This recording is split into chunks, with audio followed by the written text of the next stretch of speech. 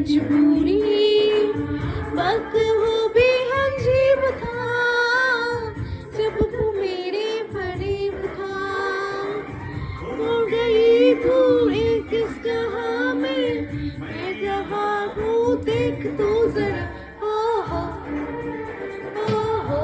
Hey guys good morning to all welcome to our new blog. আমি শর্মিষ্ঠা, তোমরা সবাই কেমন আছো? আশা করি খুব ভালো আছো। তো চলো প্রতিদিনের মতনই আজকের দিনটা আমি শুরু করি। এখন ঘড়ির কাঁটায় বাজে হচ্ছে 10:30। আমি এই কিছুক্ষণ আগে ঘুম থেকে উঠলাম, উঠে ফ্রেশ হলাম, ফ্রেশ হয়ে এই ঘরে এসে বসলাম, যেহেতু আমি দোতলায় ঘুমাই। তো ঘুমানোর পরে আমি এখন এসেছি নিচে, নিচে এসে মা একটু কফি করে দিল, তার কারণ আমার না কফি খেতে ভীষণ ভালো লাগে। তো সেই জন্য মা আমাকে কফিটা আবার গরমও এখন, তো কফিটা করে দিল। এখন আমি কফিটা খাবো। আর মা এদিকে এখন রান্না করছে বলতে সকালের ব্রেকফাস্টটা মা বানাচ্ছে। তো মায়ের মনে হয় পুজোও হয়ে গেছে। ও মা, পুজো হয়ে গেছে? মা, পুজো হয়ে গেছে? না সোনা, ও মায়ের আজকে পুজো হয়নি। ও মা স্নানও করেনি, পুজোও করেনি। তো স্নান করে মা যখন পুজো করবে, আজকে মায়ের পুজো, গাছের পরিচর্যা করলাম। ও মা আজকে অনেক গাছের পরিচর্যা করেছে। আমি যদি উপরে যাই তোমাদের সাথে তাহলে শেয়ার করব যে মা কি কি করেছে। আর আজকে যখন মা পুজো দেবে, মায়ের পুজোটাও তোমাদের দেখাবো যে মা কিভাবে পুজো করে। তো চলো এখন আমি ব্রেকফাস্টটা করে নিই। তো করে নিয়ে তারপরে যখন উপরে যাব তখন আমি আবার ক্যামেরাটা অন করব। ব্রেকফাস্টে আছে হচ্ছে তোমার বেগুন ভাজা, ডিমের পোচ। কি বলছো আমার নামে? হ্যাঁ বলছি যে ঘরটাকে খালি নোংরা করে রাখিস না, আমি মোটেও করি না। না তুই করিস না, তাহলে কি আমি করি? উপরে গিয়ে আমি যথেষ্ট পরিষ্কার। তো চলো, একটাও তো হাতে হাতে কাজ করে দিস না, যে না মায়ের একটু কাজটা করে দিই, তাহলে মায়ের একটু হাতটা ফাঁকা হবে। বাপের বাড়ি এসেও কাজ করবো, শ্বশুর বাড়িতেও কাজ করি। তাহলে আমার আর বাপের বাড়িও নেই, শ্বশুর বাড়িও নেই, আমি খালি কাজ করেই যাবো সারা জীবন। করেই যাও। ঠিক আছে চলো, মার সাথে আমার সাথে এরকম হয়। ঠিক আছে চলো খেয়ে নি।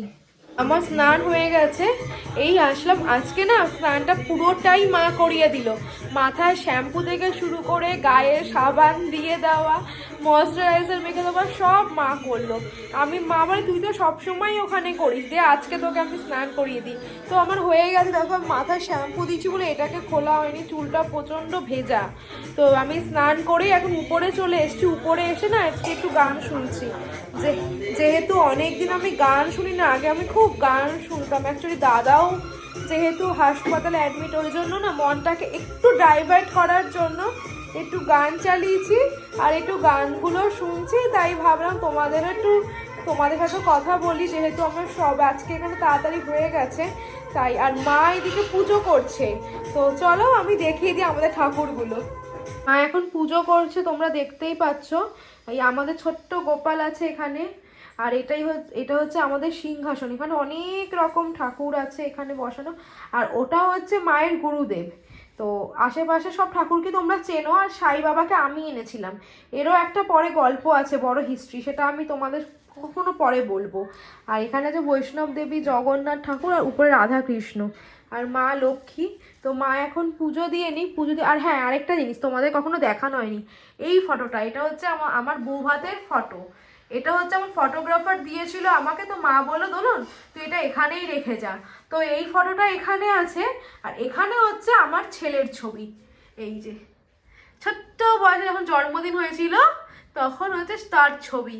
তো এই দুটো ছবি হচ্ছে এখানে। যেহেতু এটা আমার রুম, তো সেই জন্য মা এটাকে, আর এখানে মা বলেছিল এখানে খাট পাতবো, বাবা বলেছে। আমি বলছি না মা, খাট পাততে হবে না, এটাকে এরকমই ফাঁকা রাখো, তাহলে লোকে এসে একটু বসতে পারবে, সব কিছু করতে পারবে। তো সেই জন্য মা এটাকে এরকম ফাঁকাই রেখে এত সুন্দর করে গুছিয়েছে।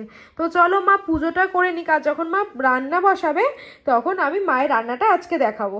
মা এখন আমার জন্য চিকেন বানাচ্ছে। আমি এত ভালোবাসি চিকেন খেতে, তো সেই জন্য মায়ের হাতের রান্না বিভৎস ভালো খেতে। এটা আমার যে বন্ধু বান্ধব যারা ব্লগ দেখে তারা সবাই বলে যে কাকিমার রান্না ভীষণ ভালো খেতে। তো আমার মা খুব ভালো রান্না করে, এটা একদম সত্যি কথা। তো এখন চিকেন করছে। আর এখানে মা এটা কি করবে? এটা সিম পাতুরি। সিম পাতুরি করবে। তাই এখানে সিমটা সর্ষে বাটা দিয়ে তাই এটা রেখেছে করবে। আর এখানে হচ্ছে মা বাটাবাটি করছে। মা না মিক্সি কম ব্যবহার করে, বলে কি যে বেটের মশলা, বাটা মশলা নাকি টেস্টটা কি বলো বেশি, রাঁধুনি বাটা মশলা টেস্ট বেশি, মিক্সিতে মশলা করলে অত টেস্ট হয় না। হ্যাঁ, তো সেই জন্য মা এখন এখানে মাংস করছে। আমার তখন খিদেও পেয়ে গেছে মায়ের রান্না দেখে। তো মা রান্নাটা যখন খাবো তখন আমি খাবারটা ফাইনালি দেখাবো। হলো বললামই মাংস চিকেন কষা, আমার ঝোলটা তো একদম শুকিয়ে গেছে। কষাই করেছি। ও কষাও করেছে, এটা করেছে। সিম চচ্চড়িটা দেখো কি দারুণ দেখতে, আর এটা ছোট ছোট করে আর বেগুন ছোট বড়ি। ছোট করে বেগুন বটি, ব্যাস এই তিনটেই হয়েছে খাবার। তার কারণ আমরা একটু পরে খেয়ে দিয়ে আবার হাসপাতালে বেরিয়ে যাবো, তাই যত কম রান্না হয় ততই ভালো। তো চলো আমরা একটু খেয়ে নিই এখন। Good evening. ঘড়ির কাঁটায় বাজে হচ্ছে 6:45। ঘুম থেকে উঠে চলে গেছি, তখন বাজে 4:30, কারণ দাদাকে রোজ দেখতে যেতে হচ্ছে। তো আজকে আমি গেছিলাম, মা গেছিল, বম্মা, কাকি, আর ওখান থেকে আমার শাশুড়ি গেছিলো, মানে মামনি গেছিলো।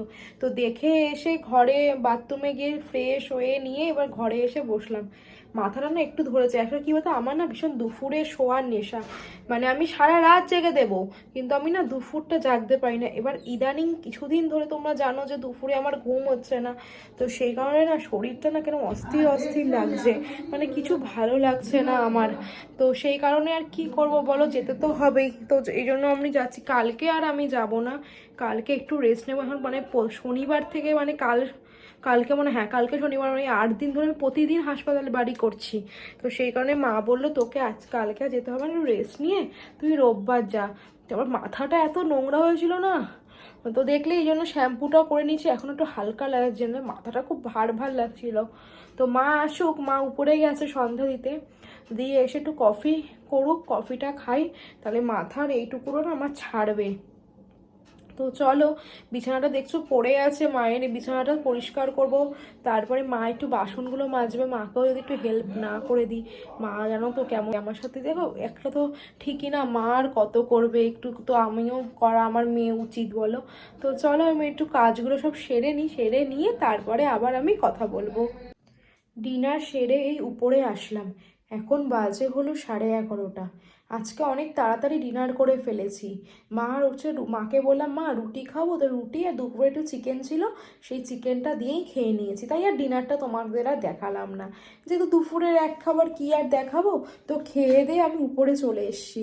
ব্যাপারটা কি হয় বলো তো, ওই যে কম্বলটা ছেড়ে না উঠতে হয়, এটাই শীতকালে আর ভালো লাগে না। কিন্তু আমি তো উপরে শুই, তোমরা জানো, পিসির কাছে ঘুমোই, তাই জন্য আমাকে উঠতেই হয়। আর পিসিকে এখন একা রাখছি না, তার একটাই কারণ, যেহেতু তোমার দাদা যেহেতু একটু অসুস্থ, তাই পিসি না খুব টেনশন করছে কখন কি হয়। তো সেই কারণে আমি পিসির সাথে ঘুমোই। আর আমি যেহেতু অনেক রাত অবধি জেগে থাকি, তা পিসিকেও আমি একটু দেখতে পারি। মাঝরাতে পিসি একটু কান্নাকাটি করে আমার কাছে, এটাই হয় বড়, ছেলে শরীর খারাপ করলে কোন মা সেটাকে মানে বাদ দিয়ে রাখে। আমার তো দাদা, আমারই তো চোখ দিয়ে জল পড়ছে।